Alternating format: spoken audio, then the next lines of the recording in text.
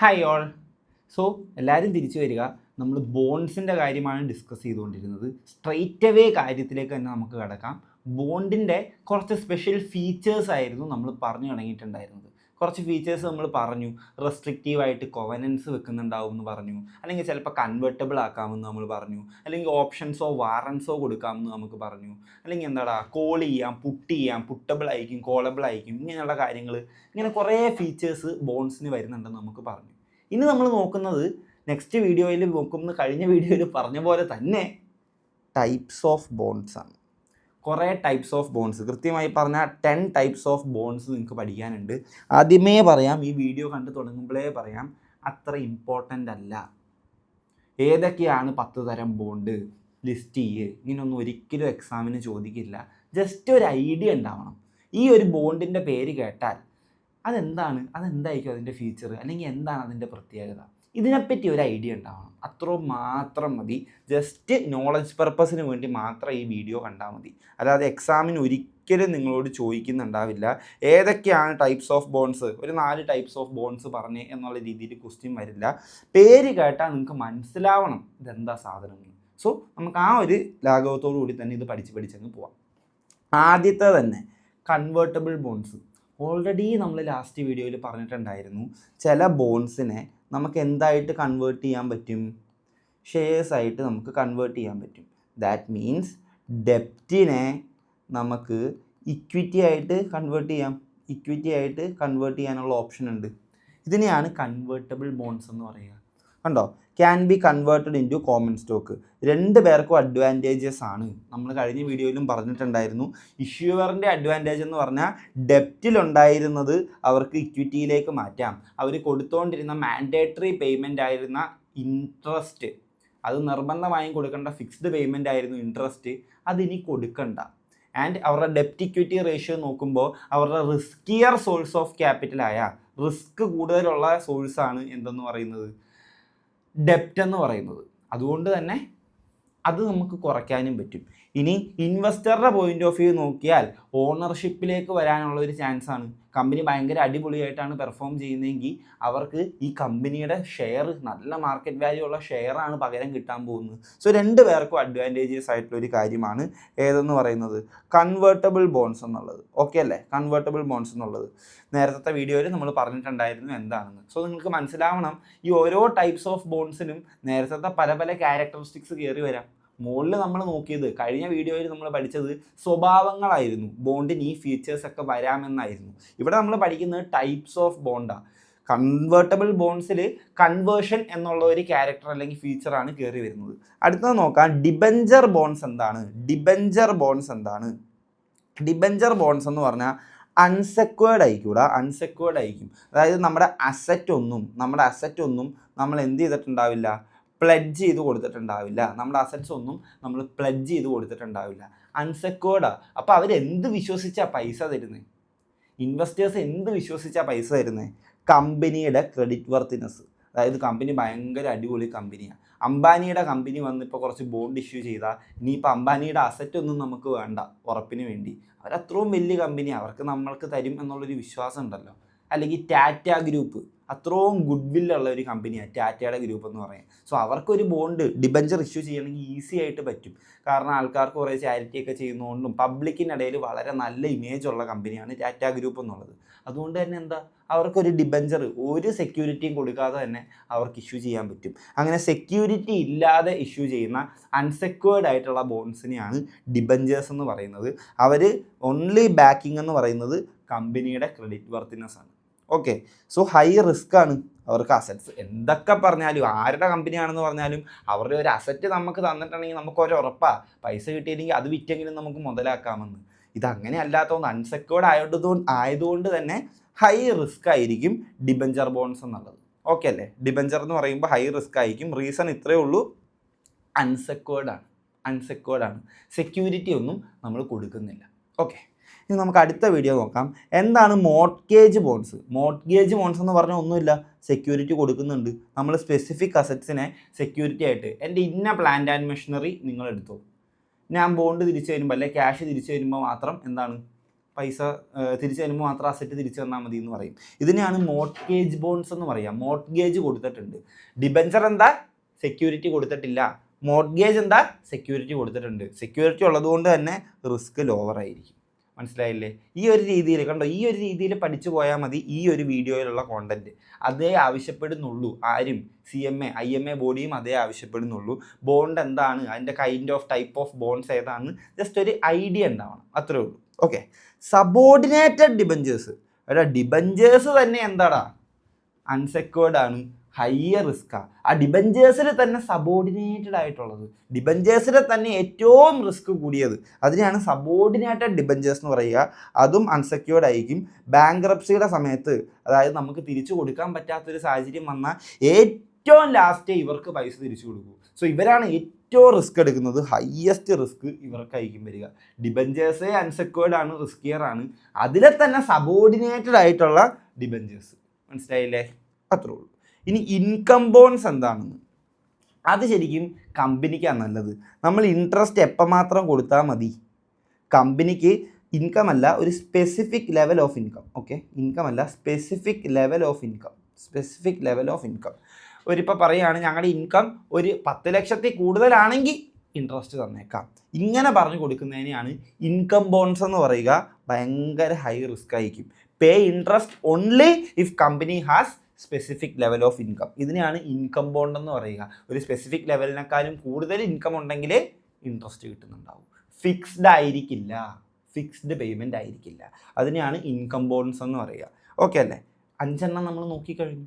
ഇതുപോലെ തന്നെ ഒരു 5 എണ്ണം കൂടെ നോക്കുക, കഴിഞ്ഞു. ഓക്കെ. സോ സീരിയൽ ബോൺസ് എന്താണ്? സീരിയൽ ബോൺസ് എന്താണ്? സീരിയൽ ബോണ്ട് എടാ ഒന്നുമില്ല, എപ്പോഴും എടുക്കുന്ന പോലെ തന്നെ വീണ്ടും 1 മില്യൺ 10 ലക്ഷം നമുക്ക് ബോണ്ടായിട്ട് വേണം. ഇതിൽ ചിലപ്പോൾ പല പല പല മെച്യൂരിറ്റി ഡേറ്റ് ആയിരിക്കും വരിക. 2 വർഷം കഴിയുമ്പോൾ ഒരു മെച്യൂരിറ്റി, 5 വർഷം കഴിയുമ്പോൾ ഒരു മെച്യൂരിറ്റി, 7 വർഷം കഴിയുമ്പോൾ ഒരു മെച്യൂരിറ്റി, 10 വർഷമാകുമ്പോൾ ഫുള്ളാവും. അപ്പോൾ ആ 2 വർഷമാകുമ്പോൾ കുറച്ച് തിരിച്ചടയ്ക്കുക, 5 വർഷമാകുമ്പോൾ കുറച്ച് തിരിച്ചടയ്ക്കുക, 7 വർഷമാകുമ്പോൾ കുറച്ച് തിരിച്ചടയ്ക്കുക. ഈ ഒരു രീതിയിലായിരിക്കും സീരിയൽ ബോൺസ് ആയിരിക്കും. ഡിഫറൻറ്റ് മെച്യൂരിറ്റി ഡേറ്റ് ആയിരിക്കും വരുന്നുണ്ടാവുക. ആൻഡ് റീപെയ്ഡ് ഗ്രാജുവലി, പയ്യെ പയ്യെ പയ്യെ തവണകളായിട്ടായിരിക്കും തിരിച്ചടയ്ക്കുന്നത്. ഇത് നല്ലതാണ്, ഇൻവെസ്റ്റർക്കും നല്ലതാണ്. കാര്യം ഒരുപാട് കടപ്പെട്ടിരിക്കുകയല്ലോ, ഹ്യൂജ് എമൗണ്ട് ഒരുപാട് കടപ്പെട്ടിരിക്കുകയല്ലോ, കുറച്ചായിട്ട് കിട്ടുന്നില്ലേ. അതുപോലെ തന്നെ ഇത് കമ്പനിക്കും നല്ലതാണ്, ഇഷ്യൂ ചെയ്യുന്ന ആൾക്കും നല്ലതാണ്. കുറച്ച് റിസ്ക് കുറഞ്ഞു വരികയല്ലേ. 10ാമത്തെ വർഷം ഒറ്റയടിക്ക് ഒരുമിച്ച് പോയി 1 മില്യൺ കൊടുക്കണ്ടല്ലോ, കുറച്ച് കൊടുത്താൽ പോരെ. സോ അതിനെയാണ് സീരിയൽ ബോണ്ട് എന്ന് പറയുക. 2 പേർക്കും നല്ല കാര്യമാണ്. ഓക്കെ. ഇനി എന്താണ് സീറോ കൂപ്പൺ ബോൺസ്? എന്താണ് zero coupon bones? Coupon rate എന്ന് വെച്ചാൽ എന്താടാ? കൂപ്പൺ റേറ്റ് നമുക്ക് കിട്ടുന്ന ഇൻട്രസ്റ്റ് റേറ്റ് 4% എന്നുള്ളത്, അത് 0 ആയിരിക്കും. സോ 0%, അതായത് ഇൻട്രസ്റ്റ് പേയ്മെൻ്റ് ഒന്നും ഉണ്ടാവില്ല. ഇൻട്രസ്റ്റ് ഒന്നും കിട്ടുന്നില്ലെങ്കിൽ പിന്നെ ഇവരെന്തിനാണ് അത് മേടിക്കുന്നത്? ഉത്തരം സിമ്പിളാണ്. 1000 രൂപയുടെ ബോണ്ടാണ്, വെറും 300 രൂപയ്ക്കായിരിക്കും ഇവർക്ക് ഇഷ്യൂ ചെയ്യുന്നത്. 1000 രൂപയുടെ ബോണ്ട് വെറും 300 രൂപയ്ക്കായിരിക്കും ഇഷ്യൂ ചെയ്യുന്നത്. 700 രൂപ ഡിസ്കൗണ്ടിൽ. ആൻഡ് മെച്യൂരിറ്റി ആകുമ്പോൾ അവർക്ക് എത്ര തന്നെ കിട്ടും? ഈ ബോണ്ട് കൊണ്ടുവന്ന് തിരിച്ചു കൊടുക്കുക, ബോണ്ട് റിട്ടേൺ ചെയ്യുന്ന സമയത്ത് എത്ര തന്നെ കിട്ടും? 1000 തന്നെ കിട്ടുകയും ചെയ്യും, 700 കൂടുതൽ. സോ സീറോ കൂപ്പൺ ബോൺസ് ഇങ്ങനെയാണ് വർക്ക് ചെയ്യുന്നുണ്ടാവുക. ഇൻട്രസ്റ്റ് ഒന്നും ഉണ്ടാവില്ല, പക്ഷെ നല്ല ഡിസ്കൗണ്ടിൽ. കണ്ടോ, ഇഷ്യൂഡ് അറ്റ് ഡീപ്പ് ഡിസ്കൗണ്ട്, ഭയങ്കര ഡിസ്കൗണ്ടിലായിരിക്കും അവർ ഇഷ്യൂ ചെയ്യുന്നുണ്ടാവുക. അതിൻ്റെ ഗുണം എന്ന് പറഞ്ഞാൽ ഇത്ര കൂടാ, 1 ലക്ഷത്തിൻ്റെ ബോണ്ട് വെറും 30,000 നിങ്ങൾക്ക് ഇഷ്യൂ ചെയ്തു. ആൻഡ് അതിൻ്റെ മെച്യൂരിറ്റി ആകുമ്പോൾ ഒരു 5 വർഷം കഴിഞ്ഞ് ആ ബോണ്ട് കൊണ്ട് കൊടുത്താൽ 1 ലക്ഷം കിട്ടും. നമ്മൾ 30,000 ഇൻവെസ്റ്റ് ചെയ്തിട്ടുണ്ടായിരുന്നുള്ളൂ. ഇങ്ങനെയാണ് സീറോ കൂപ്പൺ ബോൺസ് വർക്ക് ചെയ്യുന്നുണ്ടാവുക. ഓക്കെ അല്ലേ? നമുക്ക് അടുത്ത് നോക്കാം. പാർട്ടിസിപ്പേറ്റിംഗ് ബോണ്ട് എന്താണ്? പാർട്ടിസിപ്പേറ്റിംഗ് ബോണ്ട് എന്താണ്? കമ്പനിയുടെ ഡിവിഡൻറ്റിനും പ്രോഫിറ്റിനും കൂടെ ഒരു ഷെയർ കിട്ടും. എപ്പോഴും ഒന്നുമല്ല, ഭയങ്കര ഹൈ പ്രോഫിറ്റ് ആണെങ്കിൽ ഇവർ പറയും ഞങ്ങൾ കുറേ പൈസ, ഈ പാർട്ടിസിപ്പേറ്റിംഗ് ബോൺസിന് നല്ല പൈസ ഇൻവെസ്റ്റ് ചെയ്യുകയും വേണം. അവർ പറയും നല്ല പൈസ ഇൻവെസ്റ്റ് ചെയ്തിട്ടില്ലേ, അപ്പോൾ നല്ല പ്രോഫിറ്റ് ഉണ്ടെങ്കിൽ, നല്ല അടിപൊളി ഹൈ ലെവൽ ഓഫ് പ്രോഫിറ്റ് ഉണ്ടെങ്കിൽ ഇൻട്രസ്റ്റ് മാത്രമല്ല പ്രോഫിറ്റിൻ്റെ കുറച്ച് ഷെയറും ഞങ്ങൾക്ക് ഡിവിഡൻ്റ് ആയിട്ട് തായോ എന്ന് പറയും. അതിനെയാണ് പാർട്ടിസിപ്പേറ്റിംഗ് ബോണ്ട് എന്ന് പറയുക. ഹൈ പ്രോഫിറ്റ് ഉള്ള സമയത്ത് പ്രോഫിറ്റിൻ്റെ ഒരു ഷെയറും കൂടെ ഡിവിഡൻ്റ് ആയിട്ട് കൊടുക്കാമെന്ന് പറയുന്നതിനെയാണ് പാർട്ടിസിപ്പേറ്റിംഗ് ബോൺസ് എന്ന് പറയുക. ഓക്കെ അല്ലേ? ഇനി നമുക്ക് അടുത്ത നോക്കാം. ഇൻഡെക്സ്ഡ് ബോണ്ട് എന്താണ്?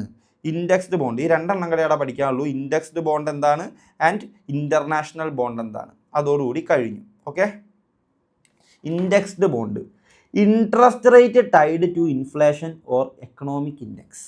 അതായത് ഫിക്സ്ഡ് ഇൻട്രസ്റ്റ് അല്ല എന്ന് വെച്ചാൽ ഇൻട്രസ്റ്റ് കിട്ടില്ല എന്നല്ല, എപ്പോഴും സെയിം പെർസെൻറ്റേജ് ആയിട്ടുള്ള 4%, 6% ആയിരിക്കില്ല, വേരിയബിൾ ആയിരിക്കും. വേരിയബിൾ ഇൻട്രസ്റ്റ് ആയിരിക്കും കിട്ടുന്നുണ്ടാവുക. വേരിയബിൾ ഇൻട്രസ്റ്റ് ആയിരിക്കും കിട്ടുന്നുണ്ടാവുക. ഈ വർഷം 4 ആണെങ്കിൽ അടുത്ത വർഷം 6 ആവാം, അടുത്ത വർഷം ചിലപ്പോൾ 5 ആവാം. ഇങ്ങനെ വേരിയബിൾ ഇൻട്രസ്റ്റ് കിട്ടിക്കൊണ്ടിരിക്കും. എന്തിനോടനുസരിച്ച്?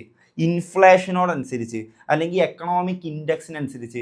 ഇൻഡെക്സ് നമ്പേഴ്സ് എന്ന് നിങ്ങൾ പഠിച്ചിട്ടുണ്ടാവും, ഫോർകാസ്റ്റിംഗ് ടെക്നിക്സിൽ പഠിക്കാനുള്ളതാണ് ഇൻഡെക്സ് നമ്പേഴ്സ്. അതായത് ഇൻഫ്ലേഷനൊക്കെ അഡ്ജസ്റ്റ് ചെയ്തിട്ട് ഇൻട്രസ്റ്റ് റേറ്റ് മൊത്തത്തിൽ കൂടി നിൽക്കുകയാണെങ്കിൽ കൂടുതൽ ഇൻട്രസ്റ്റ് കിട്ടും, മൊത്തത്തിൽ കുറഞ്ഞ് നിൽക്കുകയാണെങ്കിൽ കുറഞ്ഞ ഇൻട്രസ്റ്റ് കിട്ടും. ഇതിനെയാണ് ഇൻഡെക്സ്ഡ് ബോണ്ട്സ് എന്ന് പറയുക. ഫിക്സ്ഡ് ആയിട്ടുള്ള ഒരു കൂപ്പൺ റേറ്റ് ഉണ്ടാവില്ല, വേരിയബിൾ ആയിട്ടുള്ള ഇൻട്രസ്റ്റ് റേറ്റ് ആയിരിക്കും കിട്ടിക്കൊണ്ടിരിക്കുക. എന്തിൻ്റെ അടിസ്ഥാനത്തിൽ? ഇൻഫ്ലേഷൻ്റെ അല്ലെങ്കിൽ എക്കണോമിക് ഇൻഡെക്സിൻ്റെ അടിസ്ഥാനത്തിൽ. ഓക്കെ അല്ലേ? ഇനി നമുക്ക് ലാസ്റ്റ് നോക്കാം, ഏറ്റവും last type of bond, international bond. International bonds, അത് ഇൻ്റർനാഷണൽ ആയതുകൊണ്ട് തന്നെ കുറച്ച് പറയാനുമുണ്ട്. ഓക്കെ, ഫോറിൻ ബോണ്ടും ഉണ്ട്, യൂറോ ബോണ്ടും ഉണ്ട്. നിങ്ങൾ തന്നെ ഒന്ന് വായിച്ചേ. Issued in another country denominated in that countries currency. അതായത് എനിക്ക് US നിന്ന് കുറച്ച് ഫണ്ട് വേണം, ബട്ട് ഞാൻ ഈ ഡിബഞ്ചർ കൊണ്ട് ഇഷ്യൂ ചെയ്യാൻ പോകുന്നത് ജപ്പാനിലാണ്. നമ്മുടെ എക്സാമ്പിൾ പ്രകാരം ജപ്പാനിലാണ്. അവിടുത്തെ യെൻ എന്നുള്ളതാണ് അവിടുത്തെ കറൻസി വരുന്നത്. സോ വേറെ ഒന്നുമില്ല, ജപ്പാനിൽ നിന്ന് എനിക്ക് ഫണ്ട് വേണമെങ്കിൽ ഞാൻ എന്ത് ചെയ്യും? ജപ്പാനിൽ കൊണ്ടുപോയി അവിടെയുള്ളവർക്ക് എൻ്റെ ബോണ്ട് അങ്ങോട്ട് വിൽക്കും. അപ്പോൾ നമുക്ക് പൈസ കിട്ടുന്നത് ഏത് കറൻസിയിലായിരിക്കും? ജപ്പാനിലെ കറൻസി ആയിട്ടുള്ള യെന്നിലായിരിക്കും കിട്ടുക. ഇതിനെയാണ് ഫോറിൻ ബോണ്ട്സ് എന്ന് പറയുക. ഫോറിൻ കൺട്രിയിൽ, ആ കൺട്രിയിലെ, വീണ്ടും പറയുന്നു, ഫോറിൻ കൺട്രിയിൽ ആ കൺട്രിയിലെ കറൻസിയിൽ ഇഷ്യൂ ചെയ്യുന്ന ബോണ്ടിനെയാണ് ഫോറിൻ ബോണ്ട് എന്ന് പറയുക. സിമ്പിൾ. ജപ്പാനിൽ പോയി ഇഷ്യൂ ചെയ്യുമ്പോൾ യെന്നിൽ ഇഷ്യൂ ചെയ്യും. ഇനി US നിന്ന് ഇന്ത്യയെ വന്നാൽ ഇഷ്യൂ ചെയ്യുന്നതെങ്കിൽ റുപ്പീസിൽ ചെയ്യും. UK പോയിട്ടാണ് ചെയ്യുന്നതെങ്കിൽ പൗണ്ടിൽ ചെയ്യും. മനസ്സിലായോ? അതിനെയാണ് ഫോറിൻ ബോണ്ട് എന്ന് പറയുക. അപ്പം യൂറോ ബോണ്ട് എന്താ? യൂറോ ബോണ്ട് അപ്പം തന്നെ വായിക്ക്, ഇഷ്യൂഡ് ഇൻ ഫോറിൻ മാർക്കറ്റ് തന്നെയാണ്, but currency differs from country of sale. അതായത് ഞാനിപ്പോൾ ഇന്ത്യയിൽ വന്ന് ചെയ്യുക, US ഞാൻ ഇന്ത്യയിൽ വന്ന് ഇഷ്യൂ ചെയ്യുക. ചിലപ്പോൾ ഞാൻ ഡോളേഴ്സിലും ആയിരിക്കില്ല ഇഷ്യൂ ചെയ്യുന്നത്, ചിലപ്പോൾ ഞാൻ റുപ്പീസിലും ആയിരിക്കില്ല ഇഷ്യൂ ചെയ്യുന്നത്, ഞാൻ ജപ്പാനിലെ യെന്നിലായിരിക്കും ഇഷ്യൂ ചെയ്യുന്നത്. ഇതിനെയാണ് യൂറോ ബോണ്ട് എന്ന് പറയുക. അതായത് ഈ 2 കൺട്രിയിലെ ആവണമെന്നില്ല. US കമ്പനി ആയ ഞാൻ വന്ന് ഇന്ത്യയിൽ കൊണ്ടുവന്ന് ബോണ്ട് ഇഷ്യൂ ചെയ്യുക. കറൻസി US-ൻ്റെ ഡോളറും അല്ല, ഇന്ത്യയുടെ റുപ്പീസും അല്ല, ജപ്പാനിലെ യെന്ന. ഇതിനെയാണ് യൂറോ ബോണ്ട്സ് എന്ന് പറയുക. കണ്ടോ, ഓസ്ട്രേലിയൻ ഫേം ഇഷ്യൂ ചെയ്യുകയാണ്, കാനഡയിൽ കൊണ്ടുപോയി. അതായത് ഓസ്ട്രേലിയയിലുള്ള കമ്പനി കാനഡയിൽ കൊണ്ടുപോയി ബോണ്ട് ഇഷ്യൂ ചെയ്തു, പക്ഷെ കറൻസി ഏതാ? യെന്ന്, ജപ്പാനിലെ യെന്ന്. ഇതിൻ്റെ അഡ്വാൻറ്റേജ് എന്തായിരിക്കും? ഇൻട്രസ്റ്റ് റേറ്റ് വളരെ കുറവായിട്ടുള്ള കറൻസി അല്ലെങ്കിൽ രാജ്യം ഏതാണോ ആ രാജ്യത്ത് കൊണ്ടുപോയി എനിക്ക് ഇൻവെസ്റ്റ് ചെയ്യാം. ഇപ്പം ഞാൻ നോക്കുമ്പോൾ ഇന്ത്യയിൽ ഒരു ആവറേജ് ഇൻട്രസ്റ്റ് റേറ്റ് 10% ആണെന്ന് കണ്ടു. ഇതിനേക്കാളും വളരെ ഇൻട്രസ്റ്റ് റേറ്റ് കുറവുള്ള വേറെ ഒരു രാജ്യത്ത് പോയിട്ട് അവിടെയാണ് ഞാൻ ബോണ്ട് ഇഷ്യൂ ചെയ്യുന്നതെങ്കിൽ ആ കുറഞ്ഞ ഇൻട്രസ്റ്റ് ആണ് എന്ത്? ഞാൻ കൊടുക്കേണ്ട വരുന്ന ഇൻട്രസ്റ്റ് ആണ് എൻ്റെ എന്ത്? കോസ്റ്റ്. അപ്പം ചെറിയ ഇൻട്രസ്റ്റ് റേറ്റ് ഉള്ള രാജ്യത്ത് കൊണ്ടുപോയി ഞാൻ ഇൻവെസ്റ്റ് ചെയ്താൽ ചെറിയ കോസ്റ്റിൽ എനിക്ക് ക്യാപിറ്റൽ കിട്ടും. അതാണ് യൂറോ ബോണ്ടിൻ്റെ അഡ്വാൻറ്റേജ്, അല്ലെങ്കിൽ ഫോറിൻ ബോണ്ടിൻ്റെ അഡ്വാൻറ്റേജ്. ഇപ്പം ഞാൻ കൊണ്ടുപോയി വേറെ ഇൻട്രസ്റ്റ് റേറ്റ് കുറഞ്ഞ ഏത് രാജ്യത്ത് വേണമെങ്കിലും കൊണ്ടുപോയി എനിക്ക് ഇഷ്യൂ ചെയ്യാം. സോ കുറഞ്ഞ നിരക്കിൽ എനിക്ക് ക്യാപിറ്റൽ കിട്ടും. കണ്ടോ, അഡ്വാൻറ്റേജ്.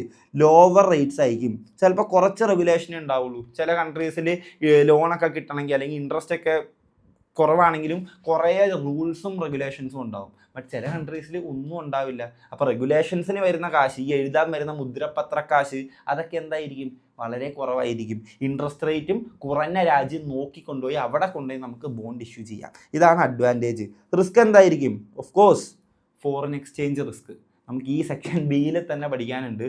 ഡോളറിൻ്റെ ഇന്നത്തെ പ്രൈസ് ആയിരിക്കില്ല നാളെ. ഡോളറും റുപ്പീസും തമ്മിൽ കമ്പയർ ചെയ്താൽ ഇന്നത്തെ പ്രൈസ് ആയിരിക്കില്ല നാളെ. ഇതിങ്ങനെ മാറിക്കൊണ്ടേയിരിക്കും. ചിലപ്പോൾ ഒറ്റയടിക്ക് ആ രാജ്യത്ത് വല്ല എന്താ പറയുക സാമ്പത്തിക മാന്ദ്യവും വന്ന് അവിടുത്തെ കറൻസിക്ക് ഭയങ്കരമായിട്ട് അങ്ങ് വില കുറഞ്ഞാലോ, അങ്ങനെയൊക്കെ സാധ്യതയില്ലേ? സോ ഫോറിൻ എക്സ്ചേഞ്ചിൻ്റെ ഒരു റിസ്ക് അവിടെ എക്സിസ്റ്റ് ചെയ്യുന്നുണ്ട്. മനസ്സിലായോ?